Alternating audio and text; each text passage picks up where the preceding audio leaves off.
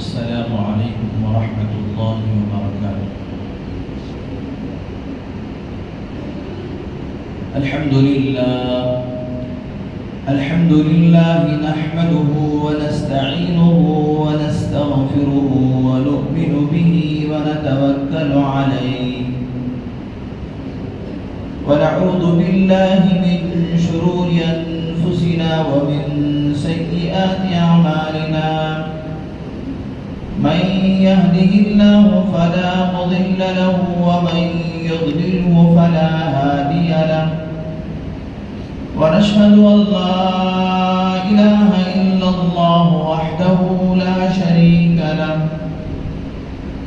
شريك له ولا نظير له ولا مشير له ولا وزير له. ونشهد أن سيدنا وسندنا وحبيبنا وإمامنا ومولانا محمد وبارك وسلم تسليما كثيرا كثيرا. أما بعد فقد قال الله تبارك وتعالى في القرآن المجيد والفرقان الحميد: أعوذ بالله من الشيطان الرجيم. بسم الله الرحمن الرحيم. وما أرسلناك إلا رحمة للعالمين. وقال تعالى: ولا تسبوا الذين يدعون من دون الله فيسبوا الله عدوا بغير علم. وقال النبي صلى الله عليه وسلم: لا يؤمن أحدكم حتى أكون أحب إليه من ولده ووالده والناس أجمعين، أو كما قال صلى الله عليه وسلم. سبحانك لا علم لنا إلا ما علمتنا إنك أنت العليم الحكيم. رب اشرح لي صدري ويسر لي أمري واحلل عقدة من لساني يفقهوا قولي. اللهم صل على سيدنا مولانا محمد وبارك وسلم. اللهم صل على سيدنا مولانا محمد وبارك وسلم. اللهم صل على سيدنا مولانا محمد وبارك وسلم تسليما كثيرا كثيرا. تمام تعریفیں، تمام بڑائیاں اور بزرگیاں خدائے رب الجلال کے لیے، جس کی خدائی میں کوئی شریک نہیں، وہ اکیلا پروردگار ہے. ہر پل ہر لمحہ کروڑ انگنت ناتعداد درود و سلام امام الانبیاء خاتم النبیین سید المرسلین رحمت للعالمین محبوب کبریا محمد مصطفیٰ احمد مجتبیٰ حضرت رسول پاک صلی اللہ علیہ وسلم پر. یا رب صلی وسلم دائما ابدا علی حبیبک خیر الخلق کلہم. معزز سامعین اکرام، فرزندان اسلام، بہت ہی قابل قدر بزرگوں اور دوستوں، گزشتہ جمعہ میں آپ حضرات کے سامنے حدیث پاک کی روشنی میں چند باتیں پیش کیا تھا. سرکار دو عالم صلی اللہ علیہ وسلم کی حدیث مبارکہ ہے. آپ نے اس میں فرمایا: اربع من سنن المرسلین الحیاء والتعطر والسواک والنکاح.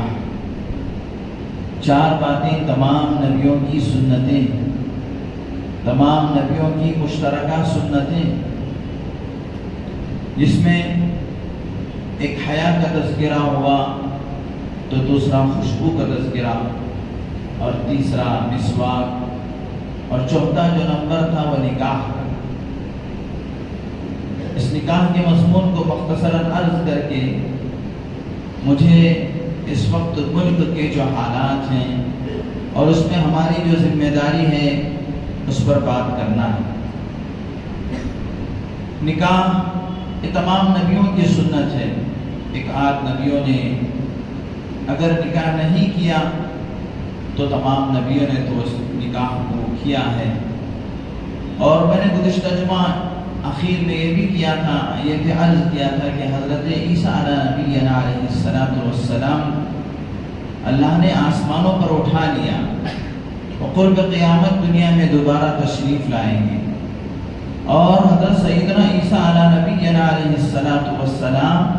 جب قرب قیامت دنیا میں دوبارہ تشریف لائیں گے تو نبی بن کر نہیں بلکہ سرکار دو عالم صلی اللہ علیہ وسلم کے امتی بن کر آپ کی شریعت اور آپ کے احکام اور آپ کی نبوت کی تکمیل کے لیے سیدنا عیسیٰ علیہ السلام دنیا میں تشریف لائیں گے۔ تو حضرت عیسیٰ علیہ السلام دنیا میں آنے کے بعد نکاح بھی فرمائیں گے اور ان سے اولاد بھی ہوگی، اور پھر ان کا انتقال ہوگا تو اللہ کے نبی صلی اللہ علیہ وسلم کے روزے میں وہ مدفون ہوگی۔ تمام نبیوں کی سنت ہے نکاح، اور نکاح یہ کوئی رسم اور رواج نہیں ہے بلکہ نکاح ایک مقدس ترین عبادت ہے۔ نکاح کی اہمیت کو سمجھنے کے لیے اتنا کافی ہے کہ جس پروردگار نے اپنے پاک کلام میں جہاں پر نماز کا حکم فرمایا، جس پاک کلام کے اندر اللہ تبارک و تعالیٰ نے روزے کا حکم بیان فرمایا، زکوٰۃ کا حکم بیان فرمایا اور دیگر احکامات کا اللہ تبارک و تعالیٰ نے حکم بیان فرمایا، اسی پروردگار نے قرآن مجید میں نکاح کا بھی حکم بیان فرمایا۔ نکاح کے طور طریق کا بھی اللہ تبارک و تعالیٰ نے ذکر کیا، اور نکاح کی اہمیت کو سمجھنے کے لیے یہ بھی ضروری ہے کہ جناب رسول اللہ صلی اللہ علیہ وسلم نے جن احادیث مبارکہ میں حج اور عمرے کا طریقہ ہم کو بتایا اور دیگر چیزوں کی دیگر عبادات کا طریقہ بتایا، انہی احادیث مبارکہ میں جناب مخبر صادق صلی اللہ علیہ وسلم نے نکاح کا طریقہ بھی بتایا۔ اس سے نکاح کی اہمیت و عظمت کو ہم سمجھ سکتے ہیں۔ نکاح کے جو مقاصد ہیں، نکاح کے مقاصد میں سے ایک مقصد یہ ہے کہ آدمی عفت اور پاک دامنی کی زندگی گزارے، برائیوں سے بچے، بے حیائیوں سے بچے اور دیگر الا بلا کی چیزوں سے بچے۔ اور نکاح کے مقدس مقاصد میں سے یہ بھی ہے کہ اس کے ذریعے سے انسانی نسل کا یعنی انسانوں کی جو نسل ہے وہ بڑھے۔ اللہ کے نبی صلی اللہ علیہ وسلم نے حدیث پاک کے اندر فرمایا تزوجوا الودود الولود فإنی مکاثر بکم الامم، ایسی عورتوں سے نکاح کرو جو زیادہ بچے جننے والی ہو اور محبت کرنے والی ہو، تاکہ کل قیامت کے دن میں اپنی امت کی کثرت پر فخر کر سکوں۔ چنانچہ احادیث مبارکہ کے اندر آیا ہے قیامت میں 120 صفیں جنتیوں کی ہوں گی، 120 صفیں جنتیوں کی ہوں گی، تو اس میں سے 80 صفیں جناب رسول اللہ صلی اللہ علیہ وسلم کی امت کے ہوں گی، اور باقی 40 وہ پورے امتوں کے، پورے نبیوں کی، جتنے نبی دنیا میں آئے آدم علیہ السلام سے لے کر حضرت عیسیٰ علیہ السلام تک جتنے انبیاء علیہ السلام آئے، ان تمام کی 40 صفیں ہوں گی، اور سرکار دو عالم صلی اللہ علیہ وسلم کی امت کی جو صفیں ہوں گی جو جنت میں جانے کے لیے تیار کھڑی ہوں گی وہ 80 صفیں۔ اور اسی طریقے سے اللہ کے نبی صلی اللہ علیہ وسلم نے نکاح کی عظمت اور اس کے بارے میں فرمایا کہ جب تم نکاح کرو تو 4 باتوں کا خیال کرو، اور ان 4 باتوں میں سے ایک بات، نکاح عام طور پر لوگ 4 چیزوں کی وجہ سے کرتے ہیں۔ تنکح المرأة لأربع، لمالها ولجمالها ولحسبها ولدينها فاظفر بذات الدين تربت يداك۔ اللہ کے نبی نے فرمایا لوگ جب نکاح کرتے ہیں تو کوئی مال کی وجہ سے نکاح کرتا ہے، اور کوئی خوبصورتی کی وجہ سے نکاح کرتا ہے، اور کوئی حسب و نسب اور خاندان کی وجہ سے نکاح کرتا ہے اور کوئی دینداری کی وجہ سے نکاح کرتا ہے، اللہ کے نبی نے فرمایا تم دینداری کی وجہ سے نکاح کرو، تم دنیا میں بھی اور آخرت میں بھی کامیاب ہو۔ اور پھر فرمایا کہ مالداری کی وجہ سے جو لوگ دنیا میں نکاح کرتے ہیں وہ یہود و نصارہ کے طریقے پہ چلتے ہیں، اور جو لوگ خوبصورتی کی بنیاد پر نکاح کرتے ہیں وہ یہود اور نصارہ یعنی عیسائیت کی بنیاد، عیسائیت کے طریقے پہ چلتے ہیں، اور جو حسب و نسب کی بنیاد پر نکاح کرتے ہیں وہ مشرکین کے طریقے کو اپناتے ہیں، اور جو دینداری کی بنیاد پر نکاح کرتے ہیں وہ دین محمدی صلی اللہ علیہ وسلم کو اپناتے ہیں۔ چنانچہ اللہ کے نبی صلی اللہ علیہ وسلم نے نکاح کے بارے میں احادیث مبارکہ کے اندر فرمایا النکاح من سنتی، نکاح میری سنت ہے اور تمام نبیوں کی سنت ہے۔ ایک اور جگہ اللہ کے نبی صلی اللہ علیہ وسلم نے فرمایا فَمَنْ رَغِبَ عَنْ سُنَّتِي فَلَيْسَ مِنِّي، جو آدمی میری سنت سے رغبت نہیں رکھے گا وہ مجھ میں سے نہیں، یعنی میری امت میں سے نہیں۔ اللہ تبارک و تعالیٰ نے جب اس نکاح کے اتنے زبردست مقاصد اگر رکھے ہیں تو اس کو نبھانے کے لیے مرد کی بھی کچھ ذمہ داریاں ہیں، عورتوں کی بھی کچھ ذمہ داریاں ہیں۔ چنانچہ مرد کو چاہیے کہ وہ اپنی بیوی کو پوری محبت دے اور اسے تحفظ فراہم کرے اور اس کی ضروریات کا خیال رکھے۔ یہ تین ذمہ داریاں مرد کی ہیں کہ اس کے ساتھ محبت کا رویہ اختیار کرے اور اس کو تحفظ فراہم کرے، کسی کے رحم و کرم پر اس کو نہ چھوڑے، کہ ساس کے رحم و کرم پر اور دیگر لوگوں کے خاندان کے دیگر لوگوں کے رحم و کرم پر نہ چھوڑے، بلکہ اسے تحفظ فراہم کرے اور اس کی ضروریات کا خیال رکھے۔ چنانچہ سیدنا موسیٰ علیہ نبینا علیہ السلام جب اپنی بیوی حضرت شعیب علیہ السلام حضرت موسیٰ علیہ السلام کے سسر ہیں، حضرت شعیب علیہ السلام کی بیٹی سے حضرت موسیٰ علیہ السلام کا نکاح ہوا، وہ اپنی بیوی حضرت صفورہ رضی اللہ تعالی عنہ کو لے کر تشریف لا رہے تھے مصر کی طرف۔ چنانچہ ان کو کچھ تکلیف محسوس ہوئی تو حضرت موسیٰ علیہ السلام ان کی اس تکلیف کو دور کرنے کی غرض سے حضرت موسیٰ علیہ السلام پہاڑ پر تشریف لے جاتے ہیں۔ ان کو ٹھنڈ ہونے لگتی ہے اور ان کی یعنی ان سے ولادت کا وقت قریب تھا، موسیٰ علیہ السلام پریشان ہو جاتے ہیں۔ ان کی ضرورت کو پورا کرنے کے لیے، اپنی بیوی کی ضرورت کو پورا کرنے کے لیے موسیٰ علیہ السلام کوہ طور پر تشریف لے جاتے ہیں، تو اللہ تبارک و تعالی حضرت موسیٰ علیہ السلام کو وہیں اسی کوہ طور پر نبوت سے اللہ تبارک و تعالی سرفراز فرماتے ہیں۔ اس بات سے یہ اشارہ ملتا ہے کہ اللہ اپنی بیوی کی ضرورت کے واسطے آدمی جب کوئی جد و جہد کرتا ہے تو اللہ تبارک و تعالی اسے نعمتوں سے نوازتے ہیں۔ حضرت موسیٰ علیہ السلام کو اللہ تبارک و تعالی نے نبوت سے نوازا، جبکہ موسیٰ علیہ السلام اپنی بیوی کی ضرورت کے واسطے انگار لانے کے، آگ لانے کے واسطے پہاڑ پر تشریف لے گئے تھے۔ آپ نے سنا ہوگا کہ حضرت موسیٰ علیہ السلام آگ لینے کے لیے گئے تو اللہ تبارک و تعالی ان کو نبوت سے نواز دیا۔ تو چنانچہ ہم اپنے اہل و عیال کی ضرورت میں لگیں گے اور اس کا استحضار کریں گے کہ اس پر ہمیں اللہ تعالیٰ ثواب عطا فرمائیں گے، تو وہی اللہ تبارک و تعالیٰ کی مدد و نصرت ہمارے ساتھ شامل حال ہوگی۔ اور جس طریقے سے مرد کے لیے کچھ ذمہ داریاں ہیں، عورتوں کے لیے بھی اپنے شوہروں کے لیے کچھ ذمہ داری ہے۔ سب سے پہلے یہ ہے کہ عورت اپنے شوہر کی اطاعت و فرمانبرداری کرے۔ اللہ تبارک و تعالیٰ عورت کو اپنے شوہر کے لیے اتنا بڑا مقام شوہر کا عورت کے لیے رکھا ہے، خدا کے بعد خدا اور رسول کے بعد سب سے احترام اور سب سے محترم اگر کوئی عورت کے لیے ہے تو وہ اس کا شوہر ہے۔ اللہ کے نبی صلی اللہ علیہ وسلم نے فرمایا اگر خدا کے علاوہ کسی کو سجدے کا حکم ہوتا تو میں عورتوں کو حکم دیتا کہ وہ اپنے شوہروں کے لیے سجدہ کرے، لیکن حکم نہیں، اللہ کے سوا کسی کے سامنے ماتھا نہیں جھکے گا، تو شوہروں کی اطاعت و فرمانبرداری کرے۔ اور اسی طریقے سے عورت کے لیے ضروری ہے کہ وہ شوہر کی خدمت کرے، شوہر کی خدمت کرے۔ اگر جو عورتیں شوہروں کی خدمت نہیں کرتے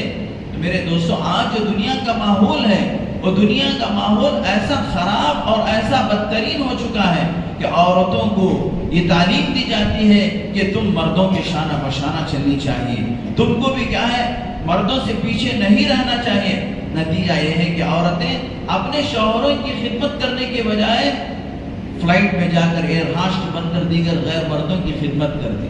اور ہوٹلوں میں جا کر ویٹر کی طرح کام کرتے۔ شریعت نے عورت کو گھر کی ملکہ بنایا تھا اور عورت کی ذمہ داری گھر کی ذمہ داری تھی، لیکن آج دنیا کے ماحول اور معاشرے نے عورت کو آزادی کے نام سے بازاروں میں کھینچ کے لایا اور عورت کو بے پردہ کر دیا اور دیگر ایسے ویسے لوگوں کی خدمت پر اس کو لگا دیا، یہاں تک کہ آج عورتیں آٹو چلاتی ہیں، یہاں تک کہ عورتیں آج ٹرک چلاتی ہیں۔ میرے دوستو، عورت ایک قیمتی متاع ہے، قیمتی چیز ہے، اس کو محفوظ رکھنا چاہیے جیسے ہیرے کو محفوظ رکھا جاتا ہے۔ کسی نے پوچھا کہ عورتوں کو پردے میں کیوں رہنا ہے جبکہ مرد کھلے پھرتے ہیں؟ تو اس کا ایک عالم نے جواب دیا کہ عورت کی مثال ایک ہیرے کی طرح ہے، ایک سونے کی طرح ہے اور سونے کے سکے کی طرح ہے، اور مرد کی مثال وہ لوہے کی طرح ہے۔ لوہے کو تم دیکھتے ہو کہ لوہے کے جو کارخانے اور دکانیں ہوتے ہیں، دن رات لوہے کی بڑی بڑی سلاخیں اور بڑے بڑے راڈ باہر پڑے رہتے ہیں، اس کو کوئی نہیں چھوتا، لیکن سونے کے ایک تولے کی چیز ہی کیوں نہ ہو اس کو چھپا کر اس کو حفاظت کے ساتھ رکھا جاتا ہے۔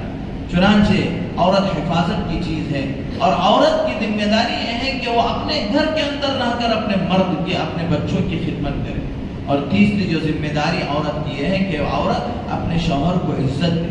آج کا فیشن یہ ہے کہ مردوں کو نام سے بلایا کرتے ہیں عورتیں، اور اس کے اندر فیشن سمجھتے ہیں، انگریزی ماحول ہے، اور کھلے مجموعوں کے اندر کھلی مجلسوں میں اپنے شوہر کو نام سے بلاتے ہیں، جبکہ شریعت نے عورت کو یہ حکم دیا کہ وہ اپنے شوہر کی عزت کرے، اس کا اکرام کرے، اس کو احترام سے بلائے۔ چنانچہ یہ عورتوں کی ذمہ داری ہے، مردوں کی 3 ذمہ داریاں ہیں، عورتوں کی 3 ذمہ۔ اور میرے دوستو، آج کا جو خاص طور پہ مجھے جو مضمون پیش کرنا ہے وہ یہ ہے کہ اللہ جل شانہ نے قرآن مجید کے اندر فرمایا وَلَا تَسُبُّوا الَّذِينَ يَدْعُونَ مِن دُونِ اللَّهِ فَيَسُبُّوا اللَّهَ عَدْوًا بِغَيْرِ عِلْمٍ، کہ تم ان لوگوں کے معبودوں کو گالی مت دو جو اللہ کے علاوہ دیگر دیوی دیوتاؤں کو پوجتے ہیں، ان کے معبودوں کو، ان کی دیوی دیوتاؤں کو تم گالی مت دو، اس لیے کہ اگر تم ان کی دیوی دیوتاؤں کو اور ان کی مورتیوں کو اور ان کے خداؤں کو تم گالی دو گے تو وہ لوگ اللہ کو گالی دیں گے جہالت کی بنیاد پر، لا علمی کی بنیاد پر۔ چنانچہ میرے دوستو، جب سے 10-12 سال سے یہ فرقہ پرست حکومت آئی ہے، اس سے پہلے بھی لوگ کیا ہے اسلام پر انگلیاں اٹھاتے تھے، لیکن اللہ تبارک و تعالیٰ نے جو بھی اسلام پر اور پیغمبر اسلام صلی اللہ علیہ وسلم پر انگلی اٹھایا، اللہ نے دنیا ہی کے اندر ان کو بدلہ دے دیا اور آخرت میں ان کے لیے دردناک عذاب ہے۔ لیکن میرے دوستو، یہ 10-12 سال سے بہت زیادہ یہ ہو رہا ہے کہ وہ مسلمانوں کو پریشان کرنے کے لیے، مسلمانوں کے جذبات کو مجروح کرنے کے لیے اور مسلمانوں کو بازاروں پر نکل آنے کے لیے، سڑکوں پر نکل آنے کے لیے وہ لوگ پیغمبر اسلام، ہماری آنکھوں کی ٹھنڈک، ہمارے دل کا سرور، ہمارا سب کچھ، امام الانبیاء خاتم النبیین رحمت للعالمین صلی اللہ علیہ وسلم کی شان رسالت میں گستاخی کرتے ہیں۔ اور ان کا یہ پلان کیا ہے آپ کو معلوم ہونی چاہیے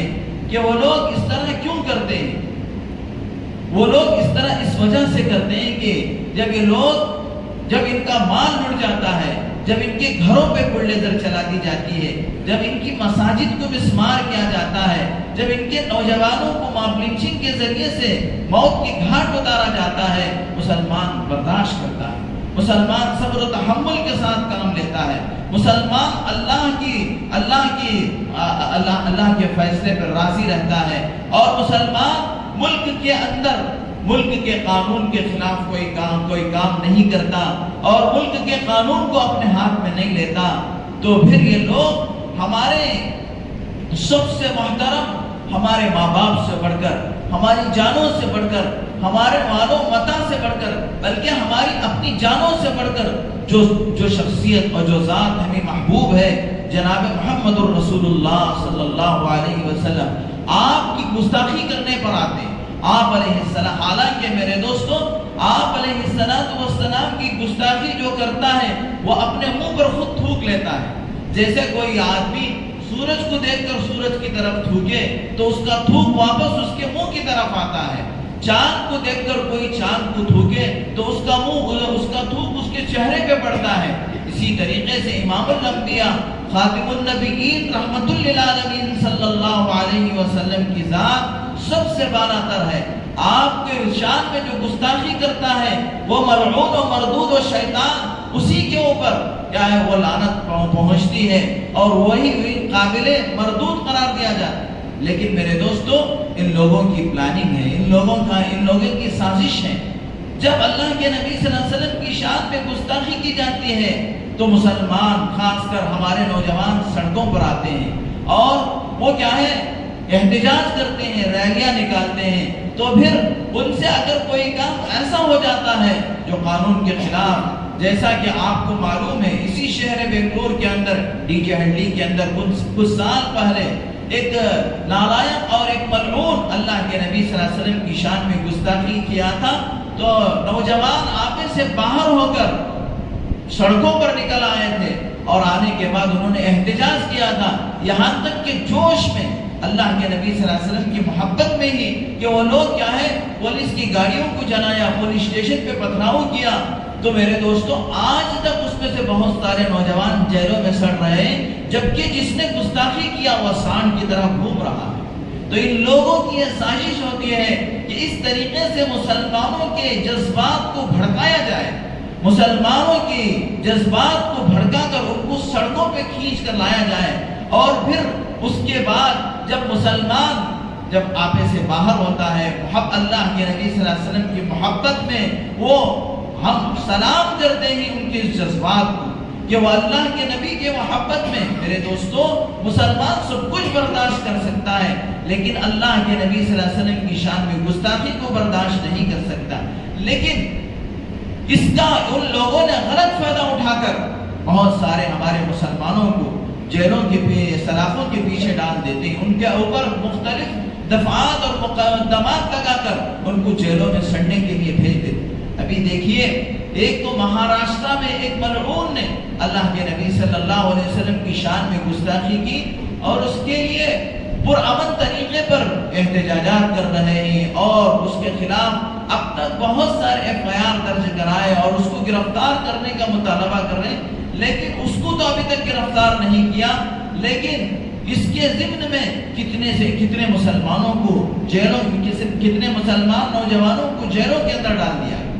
اسی طریقے سے ایک ملعون اور خبیث الفطرت اور دنیا کا سب سے بڑا ملعون بدترین انسان یدی نرسنانند، جو غازی آباد کے ایک مندر کا پجاری ہے، جبکہ وہ پجاری ہو کر، حالانکہ پجاری جو ہوتا ہے وہ تمام مذاہب کا احترام کرنے والا ہوتا ہے، یہ لوگ پجاریوں کی بھیس میں دہشت گرد ہیں، یہ لوگ پجاریوں کی بھیس میں کیا ہے ملک کے امن کو برباد کرنے والے ہیں، یہ لوگ کیا ہے مذہب کے نام پر ملک کے امن کو تباہ و برباد کرنے والے۔ اس نے اللہ کے نبی صلی اللہ علیہ وسلم کی شان میں گستاخی کی۔ اب میرے دوستو، مسلمانوں کو پتہ نہیں کہ اس کے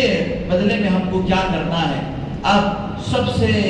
افسوس کی بات یہ ہے، جیسے ہی اس کا بیان اور اس شیطان کی بکواس واٹس ایپ کے اندر آئے، ہم مسلمان اس کو شیئر کرنے لگے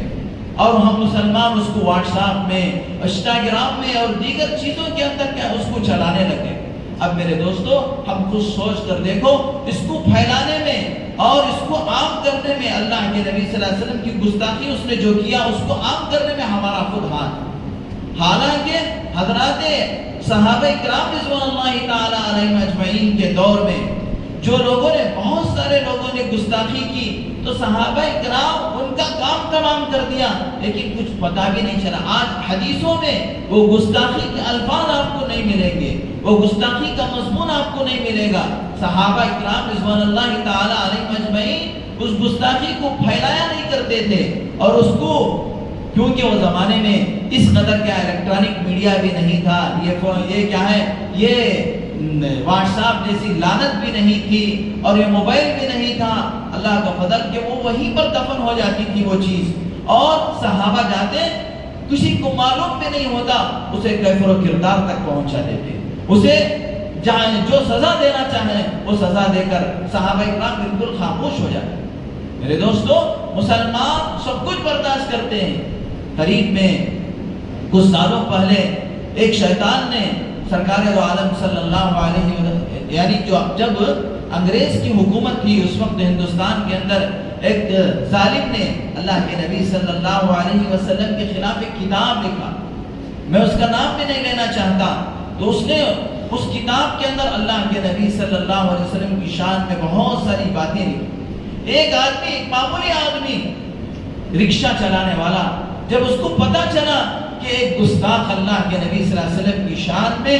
اس نے کتاب لکھا ہے، تو اس نے حضرات علماء اکرام کے پاس گیا، مشورہ کیا، اور اس کے بعد وہ آدمی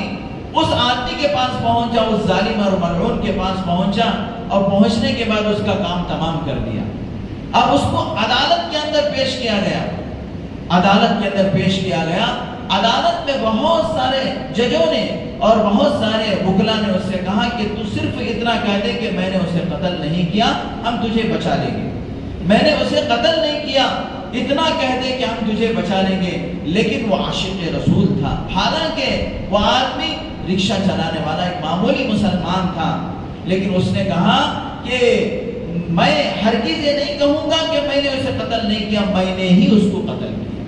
میں اللہ کے نبی صلی اللہ علیہ وسلم کے ناموس کے لیے اپنی جان قربان کرنا پسند کروں گا، سولی پہ چڑھنا پسند کروں گا، لیکن میں جھوٹ نہیں بولوں گا، میں نے ہی اس ظالم کو قتل کیا، میں سولی پہ چڑھنے کے لیے تیار۔ چنانچہ وہ ہنستے ہنستے سولی پر چڑھ گیا اور اپنی جان کو اللہ کے نبی کے نام پہ قربان کر دیا۔ میرے دوستوں، میں یہ کہنا چاہتا ہوں کہ ہم اس کو پھیلائیں نا واٹس ایپ کے اندر اور انسٹاگرام کے اندر، بلکہ ہمارے بڑے ہم کو جو ہدایات دیتے ہیں، اس لیے کہ الحمدللہ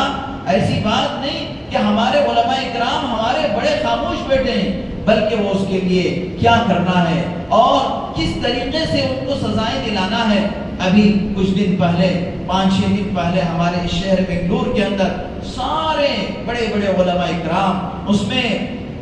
مسلک دیوبند سے تعلق رکھنے والے بھی، مسلک بریلویت سے تعلق رکھنے والے، اہل حدیث اور مسلم پرسن اللہ، جمعیت العلماء، پورے یعنی تمام کے تمام مسلمان نمائندوں نے بیٹھ کر ایک فیصلہ لیا ہے، اور میرے دوستوں وہی فیصلہ ہم کو بھی ماننا ہے، اسی میں ہمارے لیے عافیت ہے۔ میں وہ فیصلہ جو لیا ہے اس کو میں آپ کو بتانا چاہتا ہوں، اور اس پر عمل کرنے کی میں آپ کو دعوت دیتا ہوں کہ تمام علماء کی طرف سے تمام مسلمانوں کے لیے اپیل و درخواست کی گئی، اور انہوں نے اس میں یہی فیصلہ لیا کہ اگر ہم احتجاج اور ریالیاں کر کے سڑکوں پر اتریں گے تو یہ لوگ اسی کو بہانہ بنا کر، اور ہمارے نوجوانوں کی کوئی چھوٹی سی بھی اگر حرکت ہو جاتی ہے، اس حرکت کو بہانہ بنا کر ہمارے نوجوانوں کو وہ لوگ جیلوں میں گھسیٹنے کی کوشش، اور ان کی سازش بھی یہی ہے کہ کسی طریقے سے مسلمانوں کو ان کے جانوں کو نقصان پہنچایا جائے، ان کے مالوں کو نقصان پہنچایا جائے، اور ان کو سلاموں کے پیچھے ٹھوسا جائے۔ لیکن ہم کیا ہے، دشمن کی سازش کو جاننا چاہیے، اور ہم اس سازش کو جان کر جو عمل، ہم ایسا عمل کرنا چاہیے کہ دشمن سلاخوں کے پیچھے ہو جائے، اور اللہ کے نبی صلی اللہ علیہ وسلم کا گستاخ سلاخوں کے پیچھے ہو جائے۔ اس لیے علماء اکرام نے سب سے پہلے بات کہی ہے کہ میرے دوستو، اللہ کے نبی صلی اللہ علیہ وسلم کی شان میں ایک ناہنجار، ایک نالائق، ایک ملعون یا اللہ کے نبی کی شان میں گستاخی کرتا ہے، لیکن ہم یہاں پر رک کر اپنی زندگی کے اندر دیکھیں کہ ہم اللہ کے نبی صلی اللہ علیہ وسلم کے طریقے کو چھوڑ کر، آپ کی سنتوں کو چھوڑ کر، آپ کے احکامات کو چھوڑ کر کس قدر عملی طور پر ہم اللہ کے نبی صلی اللہ علیہ وسلم کی تعلیمات کی روگردانی کر رہے ہیں، اور ہم کس قدر اللہ کے نبی صلی اللہ علیہ وسلم اور اللہ تبارک و تعالیٰ کے احکام کو چھوڑ کر گستاخی کر رہے ہیں۔ ایک مسلمان ہونے کے ناطے جو اللہ کے نبی صلی اللہ علیہ وسلم کی فرمانبرداری ہم کو کرنا ہے، کیا ہم پورے طور پر اللہ کے نبی صلی اللہ علیہ وسلم کی فرمانبرداری پر پورے طور پر گامزن ہیں، اور ہمارے اندر پورے طور پر اللہ کے نبی صلی اللہ علیہ وسلم کی سنتیں جاری و ساری ہیں، اور اللہ کے احکام اور اللہ کا عظیم الشان حکم جو نماز ہے، اس نماز کے ہم کیا پورے طور پر پابند ہیں؟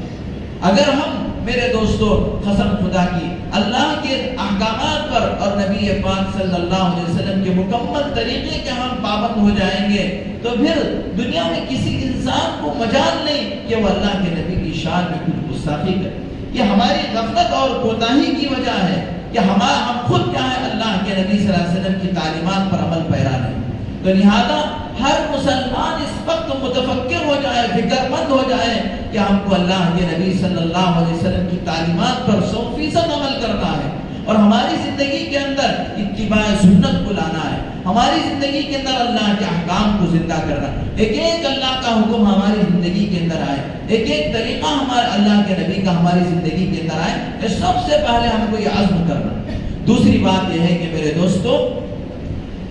ہم کیا بیٹھ کر مشورہ کریں، اور مشورہ کر کے ہمارے لیے ساری چیزیں علماء اکرام نے بنا کر دی ہیں، جو ہر اسٹیشن میں، ہر اسٹیشن کے اندر، پولیس اسٹیشن کے اندر جا کر ایک تنظیم ایک بڑی تعداد میں کہ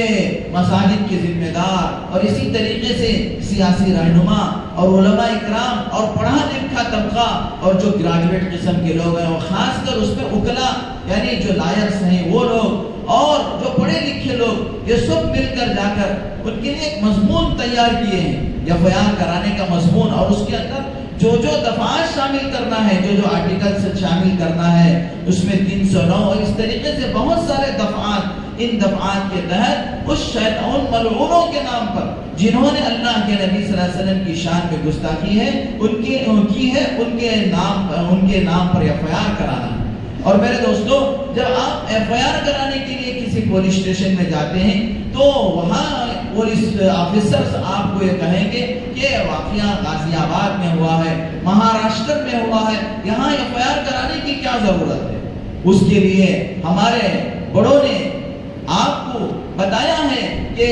ایسی کوئی بات نہیں کہ ایک جگہ اگر کسی ظالم کے خلاف ایف.آئی.آر ہو گیا تو دوسری جگہ نہیں کرا سکتے، ایسی کوئی بات نہیں، ہر جگہ دباؤ ڈال سکتے ہیں، ہر اسٹیشن کے اندر اس کے لیے ایف.آئی.آر کرا سکتے ہیں۔ ہندوستان کا قانون ہے، اس نے میرے نبی کی شان میں گستاخی کر کے مجھے بھی میرے دل کو بھی زخم پہنچایا ہے، مجھے بھی اس نے تکلیف دی ہے، اس لیے میں بھی کیا ہے اس کے لیے ایف.آئی.آر کروں گا، اس نے میری نبی کی شان میں گستاخی کی ہے، اس کا ایک مضمون تیار ہے۔ لیکن میرے دوستو ہم سب اور ایک گاؤں میں ایک شہر کے اندر جتنے اسٹیشن ہیں ان تمام اسٹیشنوں کے اندر بھی کیا ہم ایف.آئی.آر کرا سکتے ہیں۔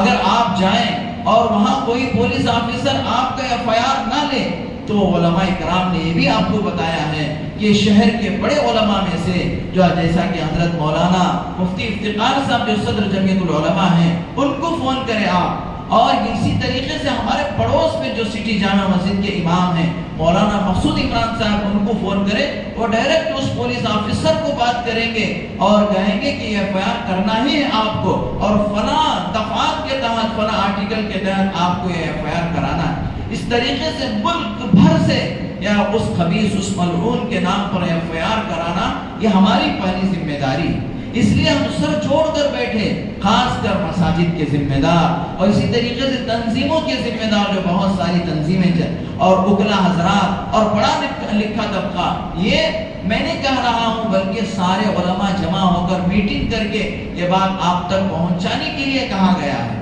تو لہذا اس خبیث اور ملعون کے نام سے ہم قانون کو ہاتھ میں لیے بغیر قانون کے ماتحتی میں ہم کیا ہے اس کو کیفر کردار تک پہنچانے کی کوشش کرنا ہے، یہ پہلا کام۔ دوسرا کام یہ ہے کہ میرے دوستو جو سپریم کورٹ کا جج ہے،